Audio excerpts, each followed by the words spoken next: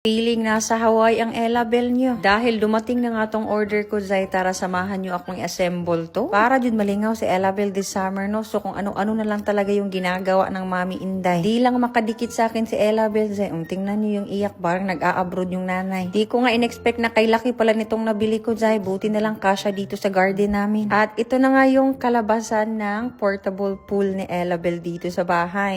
Diba? Ang ganda-ganda, Zay. Tapos bumili pa ako nitong portable bubble blower din na automatic na. Sino ka dyan, Ella Bell? Para talaga na sa Hawaii yung bata namin. Feel mo yung sombrero mo, be. Wala naman tayong sun for today. So kung kailan talaga meron na kaming swimming pool dito sa bahay para kay Ella Bell, no? Walang araw dyan. Lover niyan lang, Ella Bell. Basta hindi lang umulan, tuloy ang swimming natin. Pag nakikita lang talaga nating masaya yung anak natin dyan, masaya na din tayo. Gusto ko lang talaga ipa-experience kay Ella Bell yung mga bagay na hindi ko ma-afford noon nung bata ako. But not in a way na sobra naman. Yung sakto lang, Zay. At bandang hapon nga lumabas yung araw, kaya ayan, tuwang-tuwa si Ella Bell.